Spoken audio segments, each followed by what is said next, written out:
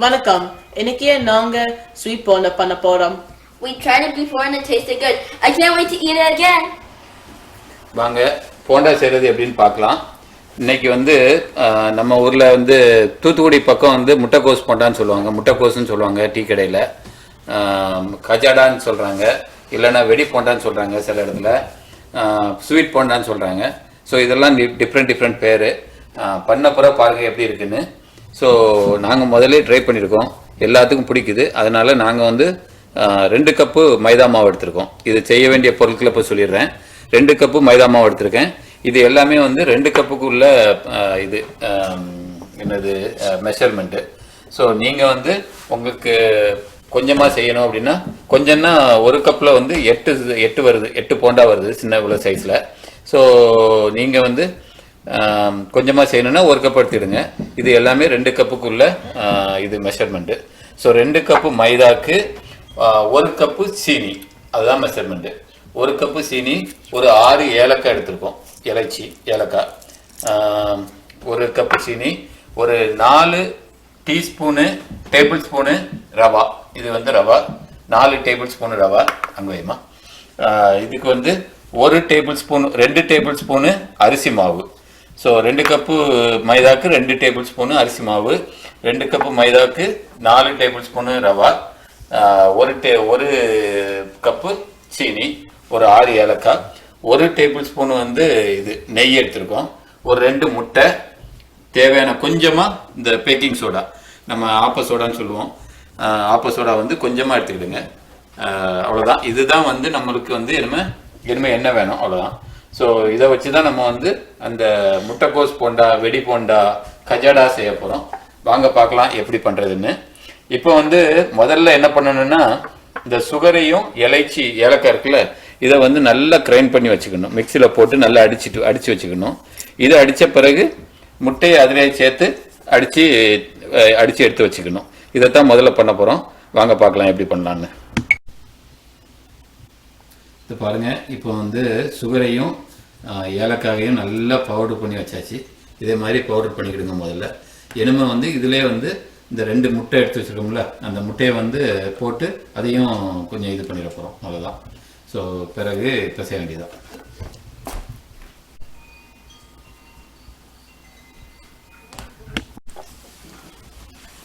So இப்போ பார்த்தீங்கன்னா முட்டைக்கு வந்து அந்த முட்டை, சுகரு, ஏலக்காய் 3ஐயும் வந்து நல்லா அடித்து வச்சாச்சு.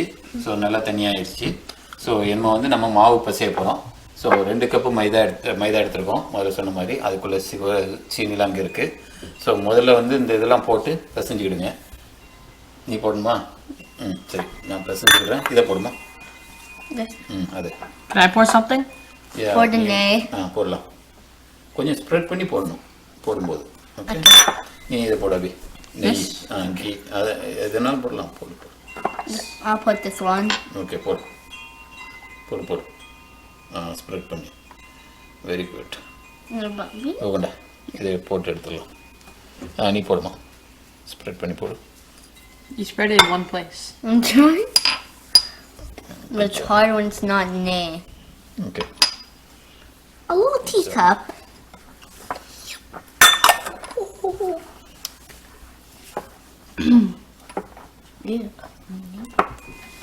Nail looks like slime. இதை போட்டு பிசையணும்.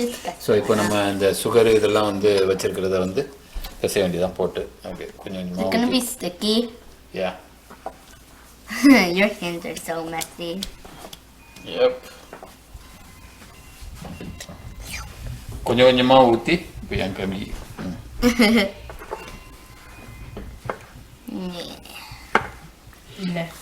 கொஞ்சம் தேவைப்பட்டால் நீங்கள் வந்து கொஞ்சம் பால் சேர்த்துக்கலாம். ஒரு 2 table spoon 3 table spoon maximum வந்து பால் சேர்த்துக்கலாம் தேவைப்பட்டால். ஸோ நான் இப்போ சேர்க்கலை, பார்க்குறேன். தேவைப்படும் நினைக்கிறேன். தேவைப்பட்டால் நான் சேர்த்துக்கிடுவேன் கொஞ்சமாக. No, why are you cutting those eggs?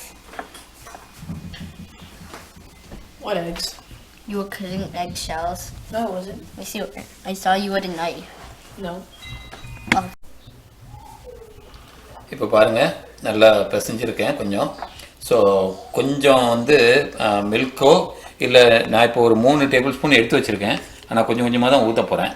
நீங்கள் மில்க்குன்னா பால் ஊற்றிக்கலாம், இல்லை உங்களுக்கு பால் வேண்டாம் அப்படின்னா தண்ணி ஊற்றினா தண்ணி ஊற்றிக்கலாம் கொஞ்சமாக. இப்போ நான் வந்து 1 டேபிள் ஸ்பூன் கூட ஊற்றலை, கொஞ்சமாக தான் ஊற்றேன். ஸோ கொஞ்சமாக ஊற்றி பசைங்க. நிறையா நிறையா ஊற்றக்கூடாது. ஒரு 2 டேபிள் ஸ்பூனு இல்லை 3 டேபிள் ஸ்பூனு நான் எடுத்துக்க மாவுக்கு. மேக்ஸிமம் 3 டேபிள் ஸ்பூன் தான். நான் இப்போ 1 தான் ஊற்றிருக்கேன், இன்னும் கொஞ்சம் ஊற்றலாம் வேணா. ஊற்றி நல்லா பசைங்க, கையில் நல்லா ஒட்டும். நான் 3ஐயும் ஊற்றிடலான்னு பார்க்குறேன். 3ஐயும் ஊற்றியாச்சு. நான் வந்து 3 டேபிள் ஸ்பூன் ஊற்றிட்டேன். ஊற்றினா இப்போ கையில் நல்லா ஒட்டி வருது. இப்படி தான் ஒட்டி வரும். ஒட்டி வர்ற வரைக்கும் நீங்கள் பிசைஞ்சு ஆகணும். எல்லாத்தையும் சேர்த்து விட்டுறணும். மைதா, இது அரிசி மாவு, சீனி, இது இந்த மாவு எடுத்தாப்புல போட்டோம், ரவை, எல்லாம் சேர்ந்து வந்துடணும். ஸோ ஓரளவுக்கு சேர்ந்து வந்துருச்சு.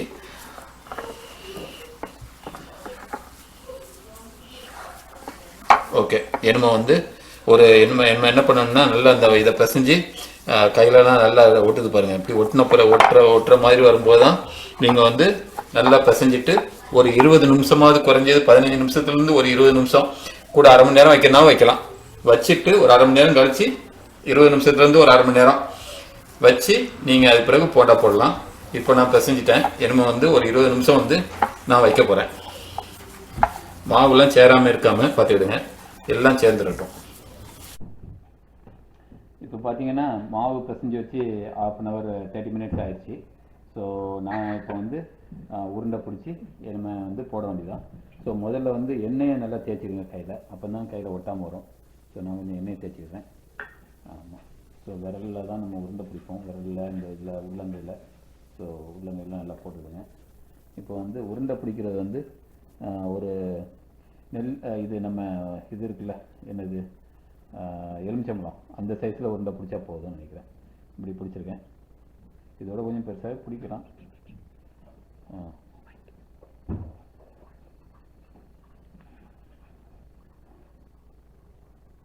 ஸோ இவ்வளோ சைஸில் பிடிச்சிடுங்க. பிடிச்சிட்டு இப்போ எண்ணெய் எனக்கு இங்கே காஞ்சிட்டு இருக்கு.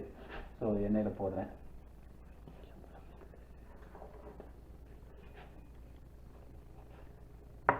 ஸோ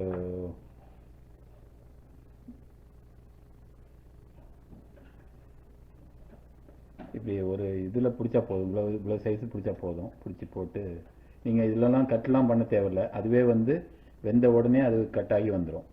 பாருங்கள், நம்ம ஊரில் இந்த டீ கடையில் வச்சுருப்பாங்கள்ல, அதே மாதிரி கட் பண்ணியே வந்துடும், அதுவே வந்துடும்.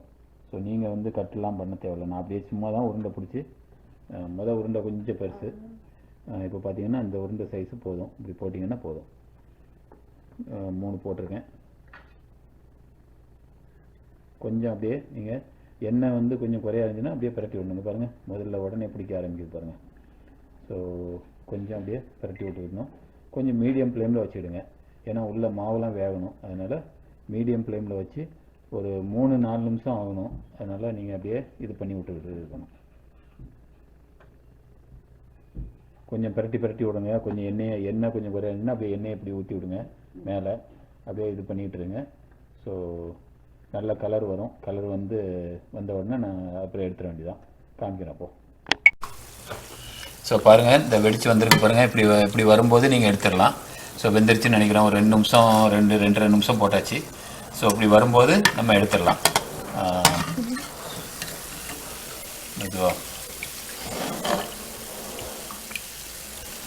முதல்ல கொஞ்சம் சாஃப்டாக தான் இருக்கும்.